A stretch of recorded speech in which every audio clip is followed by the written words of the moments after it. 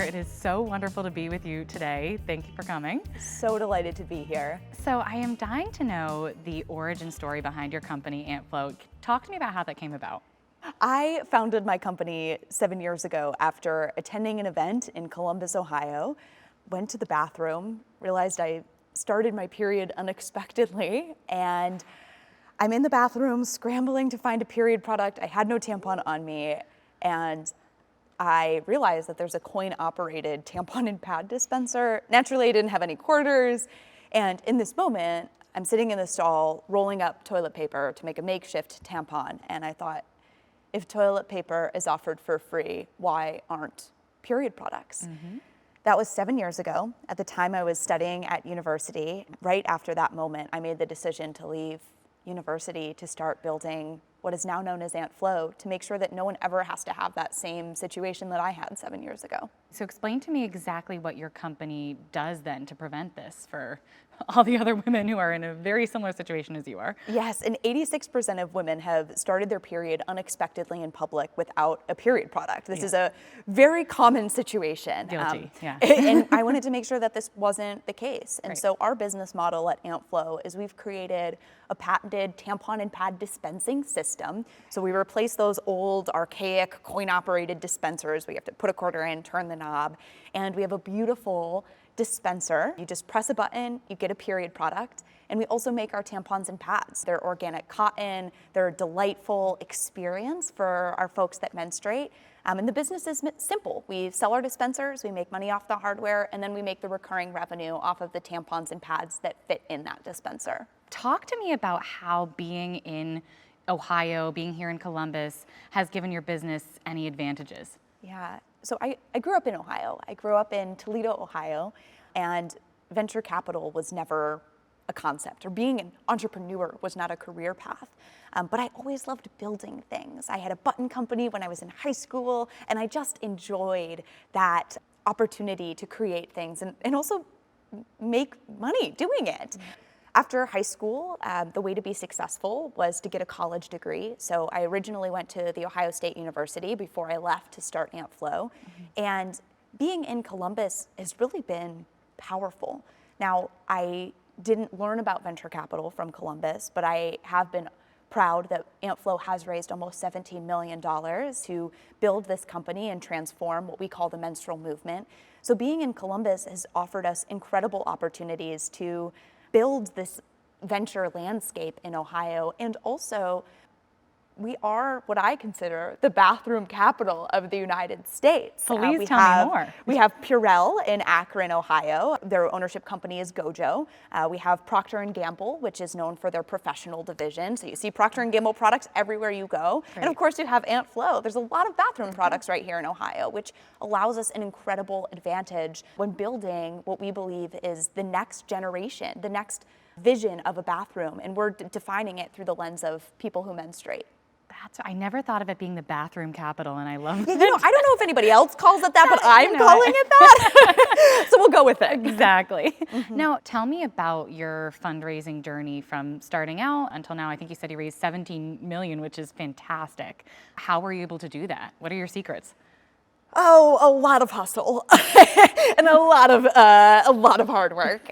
The first round that I raised was actually out of Techstars. I went through the Techstars New York City program where I learned about venture capital. And I always joke that if I knew about venture capital before I founded AntFlow, we would never exist.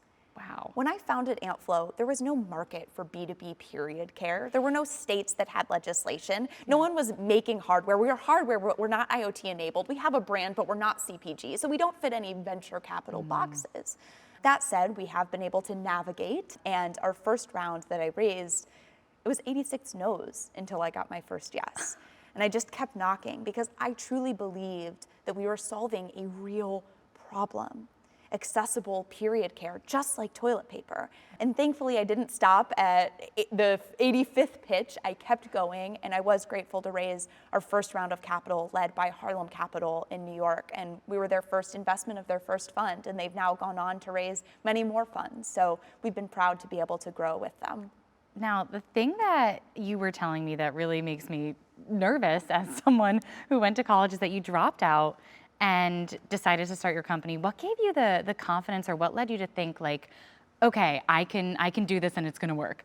Well, dropping out of college when you're dropping out of Stanford is cool, but when you're dropping out of college in Ohio, it's complicated. Right.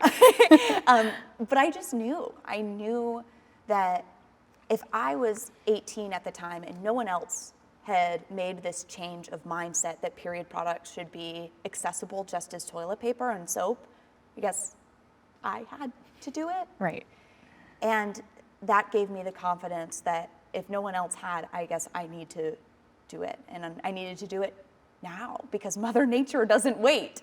So I left university, and I was grateful to eventually receive the Peter Thiel Fellowship, which is a $100,000 grant from Peter Thiel for folks that have left university to start building their companies, which also introduced me to a whole other world of venture capital and being a founder, which was a great community alongside Forbes 30 Under 30. What was the feedback like from, family members, parents, peers when you told them you were making this decision? The feedback when I dropped out of college was complicated.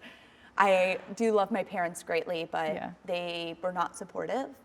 They didn't talk to me for over a year, and it was really challenging. But when I left university, my guidance counselor said, well, Claire, don't you just want to take time off so you have a plan B? If this whole startup thing doesn't work out, if this doesn't work out, at least you'll have a plan B. Right. But starting a business is already so hard. There's a 0.1% chance that it will work out.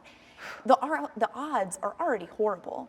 And if you're bifurcating your time between school, alternatives, your plan B, that's even a harder chance of success. So for me, I put all of my effort into plan A, which was building AntFlow and changing the world for people with periods. And thankfully, I can now say it's working. Good. I am so glad. I mean, it's a really hard time for women's health. There's no secret about that. How did you, years ago, help to change local and state governments' minds on we really need to make, period care a priority? Well, it is very clear that women's health is a complicated, frankly controversial issue on a variety of different aspects. And I think growing up in Ohio has actually allowed me to better position our company to be a bipartisan supported philosophy. So we are so proud that accessible period products in schools has been supported across the aisles. In the state of Utah, for example, legislation passed unanimously to require schools to offer free period products. And in Ohio, we have some incredible supportive folks where, although there is not legislation requiring schools, Ohio did allocate $5 million to period care for schools, grades 6 through 12 this school year. So that will be actually the largest publicly funded period product program in any state right here in Ohio, which we are really excited about. What does that mean for you at AntFlow and your business? It's exciting. Yeah. We know through our research and through implementing our period products in schools, impacting almost 1 million menstruators in K through 12 schools, we know that by offering free period products in bathrooms, it increases attendance amongst girls. That is phenomenal.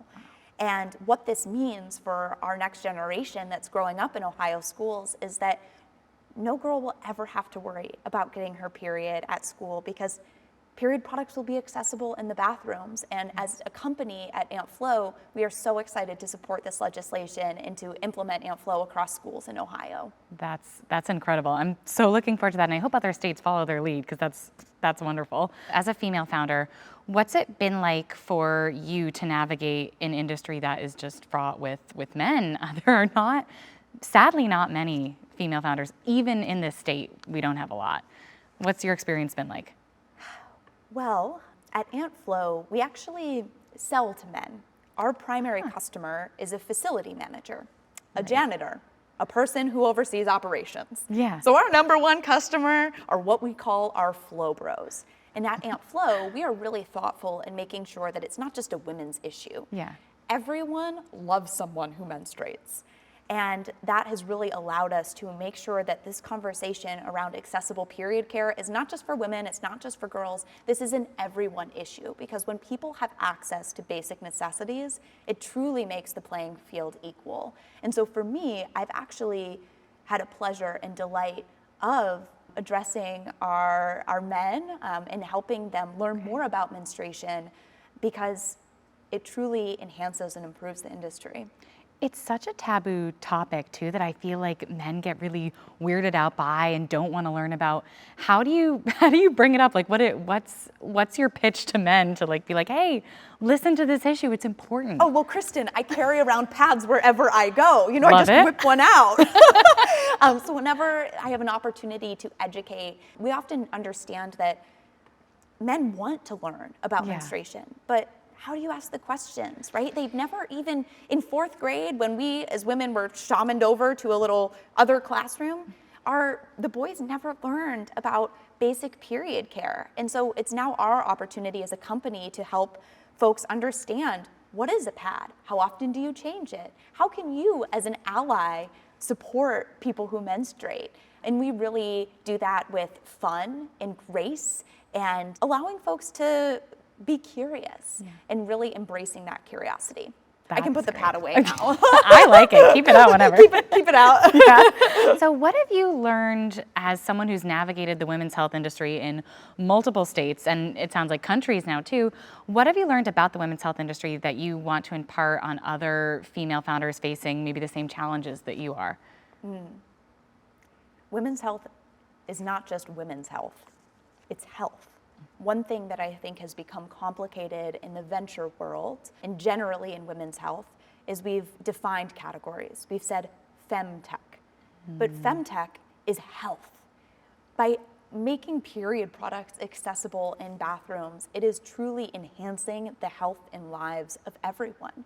Because if you and I got our period today sitting in this beautiful theater, it would be really complicated for all of our folks behind us because there's no period products in this theater. They are guarded by a coin-operated tampon and pad dispenser. And so when I think about women's health, I help folks recategorize it as general health, because women's health is health. Talk to me about what's next for you. What are your future projects this year, and where do you see yourself going?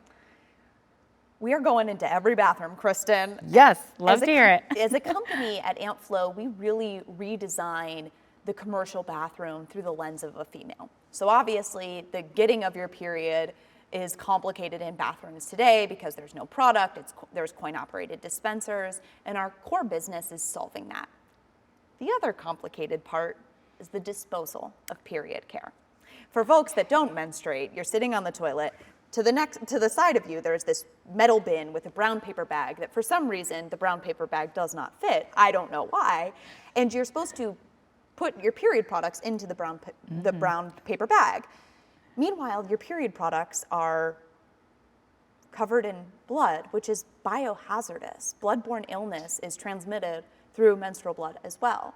And so we as a company are really thoughtfully considering how can we make the disposal better for people who menstruate, as well as the janitors who are taking care of those waste receptacles. So think about that. That's what's coming up. What would you tell yourself the day before you started AntFlow that you wish you had known sitting here today? I wish I would have told myself that you can build a business and not be in front of the camera. And what I mean by that is when you don't come from money, and when you don't come from funding, and when you don't come from a background of entrepreneurship, sometimes the only way to get traction is social media. And in 2016 and 2017, frankly, all I had was media. And I'm so grateful that that allowed me to build the platform of AntFlow, get the mission of AntFlow out. But it's also really hard to be the founder, the CEO, the spokesperson. And I wish I would have thought or understood or found other ways to build the brand and build the company without having to be all three of those things at one time. And last question for you, Claire, and this may be a heavy one, but what do you want your legacy to be? What do I want my legacy to be? I know, it's big. I hope that my legacy was challenging the status quo and inviting conversations of taboo topics.